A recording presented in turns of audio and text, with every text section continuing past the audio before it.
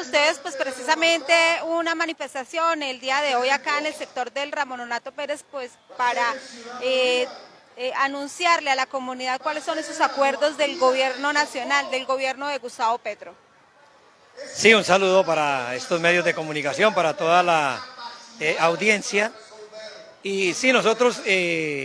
aceptamos la convocatoria de un encuentro hoy en el Parque Ramón Nonato Pérez para expresar el apoyo a la reforma a la salud que está cursando ya en el Senado, que ha presentado este gobierno al Senado, y por qué el magisterio apoyamos la reforma a la salud,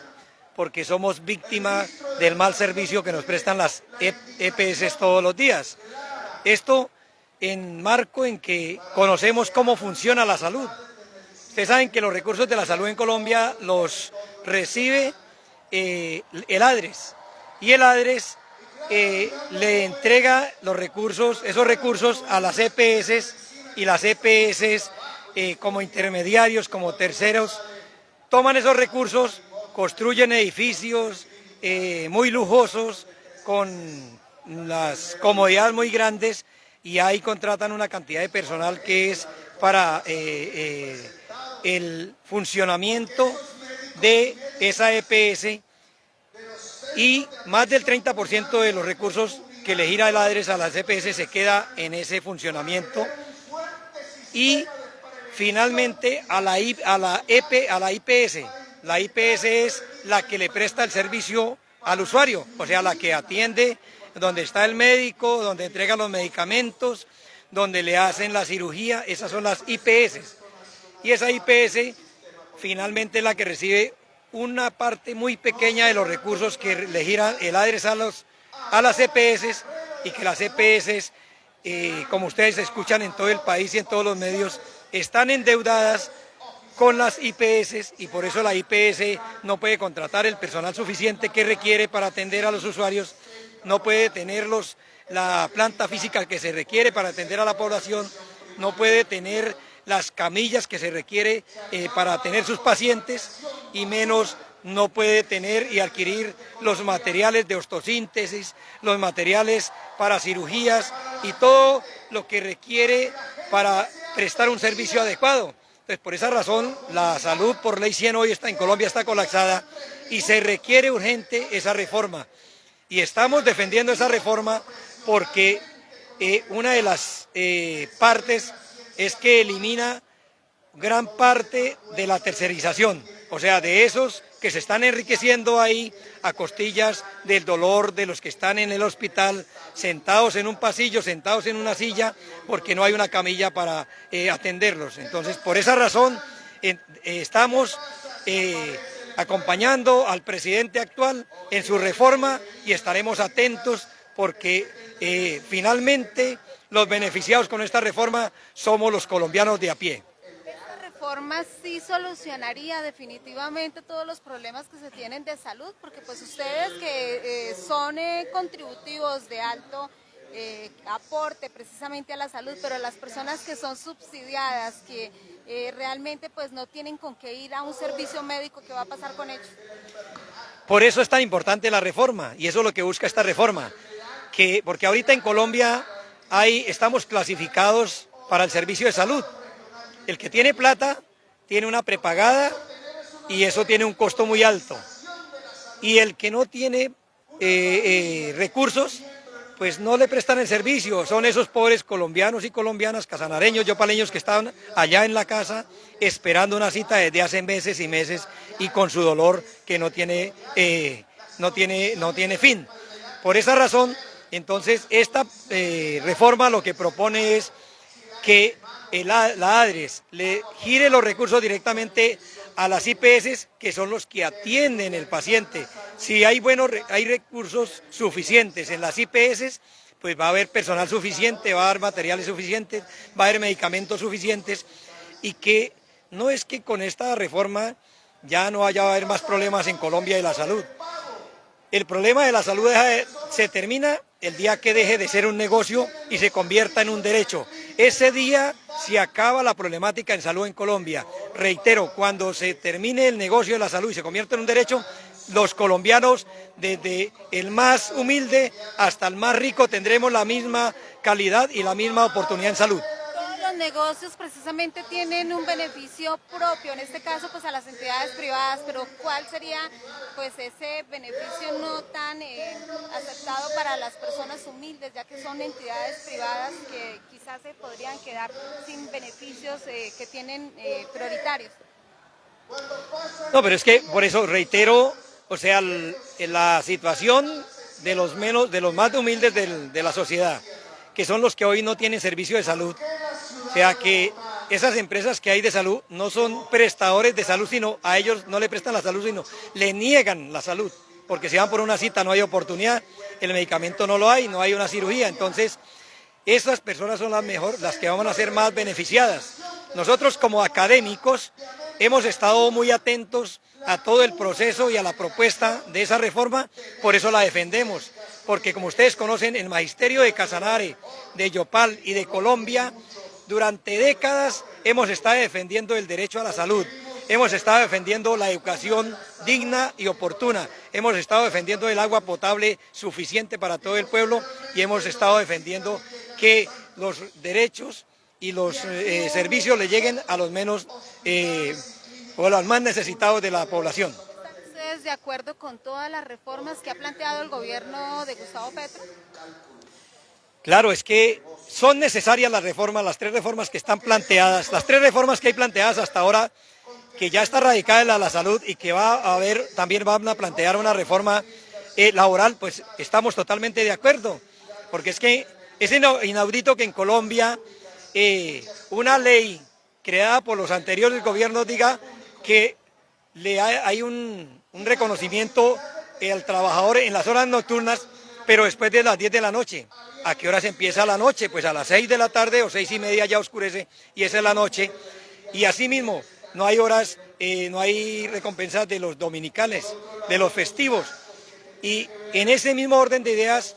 hoy en Colombia no hay una ley laboral que dignifique el trabajo, que tenga un salario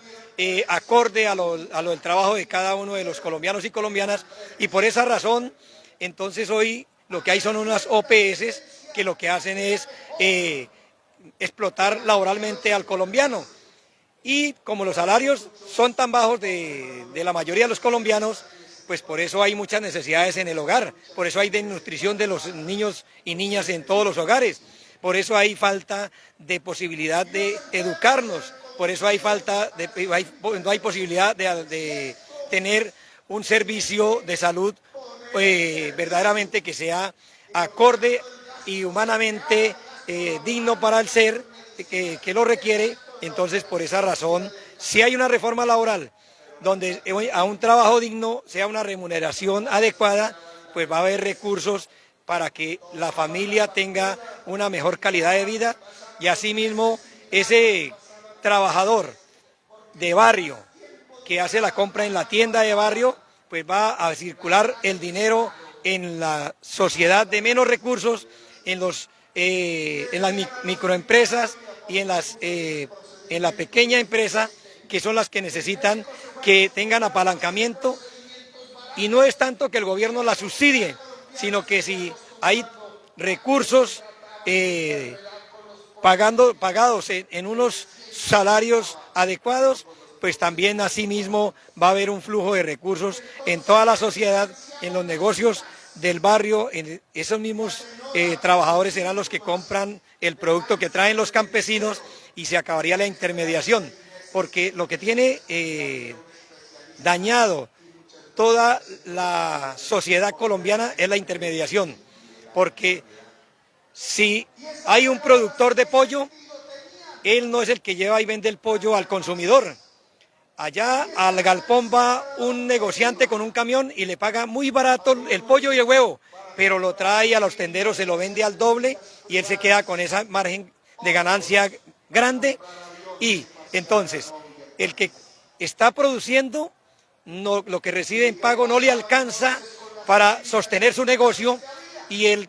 tendero pues le toca cobrarle muy costoso lo que le vende al consumidor. Por esa razón es que hay que acabar la intermediación. Y esas reformas están dirigidas y están visionando eso, acabar la intermediación, la tercerización, que es lo que tiene acabado el campo, tiene acabada la microempresa y tiene acabado el pequeño productor. Entonces, eso es lo que, por eso la respaldamos y vamos a defenderlas. Ustedes como docentes votaron precisamente por el gobierno de Petro buscando nuevas oportunidades, buscando que se mejore la educación, que se mejore muchos sectores. Algunos contradictores dicen que antes esto estaría más adelante afectando una buena educación en el país, unas oportunidades laborales porque vendrían pues médicos, en este caso por ejemplo de otros países a laborar acá y se acabarían las oportunidades para los que están actualmente. Hay muchos docentes que son pensionados y que han tenido otros trabajos que pues le quitan la oportunidad incluso a varios jóvenes que buscan empleo en el departamento. ¿Qué decir frente a todas esas críticas que también se han venido dando con esos nuevos cambios que se buscan a través de un gobierno? Pues mire, claridad, apoyamos este gobierno porque es el gobierno del cambio y el gobierno de la esperanza. ¿De la esperanza por qué? Porque es un gobierno que propone acabar o mitigar o disminuir esa brecha de desigualdad que hay en Colombia. Porque nosotros como educadores conocemos tanto la sociedad porque recibimos los niños a los 5 años. Recibimos los niños a los 5 años y los tenemos, la mayor parte del tiempo están con nosotros y conocemos la necesidad de los niños en alimentación, en vestuario, en todo lo que se requiere, y entonces conocemos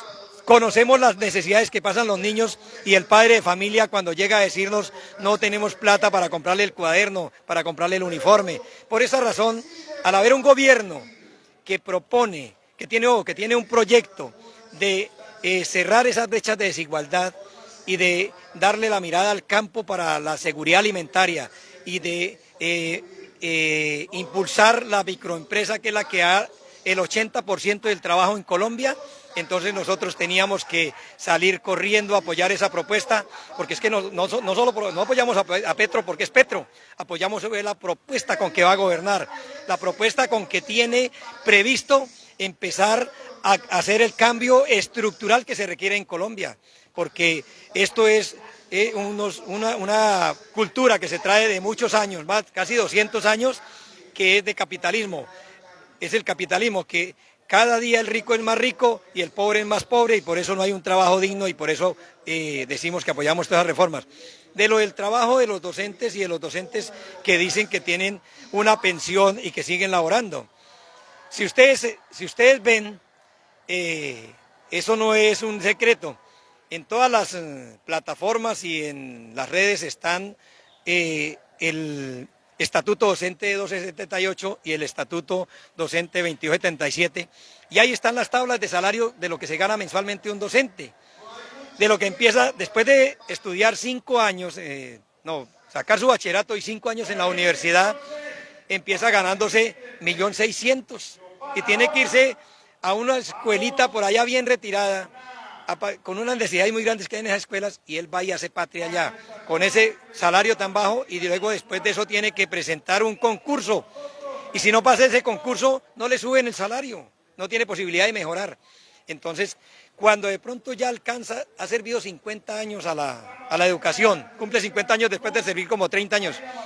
y entonces alcanza una pensioncita que no supera ahorita los 3 millones de pesos, y puede tener la oportunidad por 5 años de tener su salario y la pensión, pues no se está ganando más de 8 millones de pesos, y que es un profesional, ya imagínese, con 40 años de experiencia, que tiene una maestría, tiene un PhD, eso ya hay doctores y se están ganando eso. Oiga, pues un profesional ahorita en Colombia, esos profesionales en esos estudios están ganando 14, 15, hasta más millones de pesos, y un docente, ¿por qué se gana 7 millones? Entonces ya la gente tejiversa eso. Y eso sale, y eso hay que denunciarlo, eso sale es de los enemigos de la educación pública, diciendo que los maestros nos llenamos de plata. Eso es falso. Por eso quitarle oportunidades a los jóvenes, a los nuevos jóvenes que vienen también en esas carreras y que quieren tener una oportunidad para poder ejercer esa carrera que también invirtieron bastantes recursos y que pues es para lo que estudiaron y también para tratar de pues desempeñarse en la vida. Es que mire, en Colombia se tiene una cultura errada. Si usted va a los países desarrollados, en los países desarrollados, ¿quiénes son los maestros más y mejor pagos? Los que tienen más experiencia, porque es que el ser maestro no se adquiere, mire, uno sale de la universidad, pero el ser maestro no se adquiere solamente con el título, se adquiere con la experiencia, porque la pedagogía es el arte de conjugar el conocimiento con el comportamiento para llevar a orientar un ser que sea sociable e íntegro para que sea útil a la sociedad. Entonces, que un maestro que esté de 50 años laborando no le está quitando, porque en todos aquí lo que son las leyes no es por los docentes, es que la ley colombiana, si usted sabe, el retiro forzoso de los trabajadores públicos es a los 70 años, y el maestro está en 55 años y ya no se puede decir que le está quitando la posibilidad a un joven, no, para hacer eso toca cambiar la ley. ¿Y quién hace la ley? Pues el Congreso y los gobiernos que la proponen, porque entonces no es culpa del maestro que nos digan no se puede retirar sino hasta los 70 años. Ustedes saben eso, entonces para eso hay que cambiar la ley, porque ustedes saben que hay unas condiciones para alcanzar una pensión. Y si yo soy un trabajador, pues ¿qué aspira cada trabajador? Alcanzar la pensión, entonces no se va a retirar antes de que alcance su pensión y de que logre pagar todas sus deudas que ha adquirido para profesionalizarse y para conseguir su casita, lo mínimo para vivir y darle estudio a sus hijos. Entonces cuando ellos descansar, entonces se van.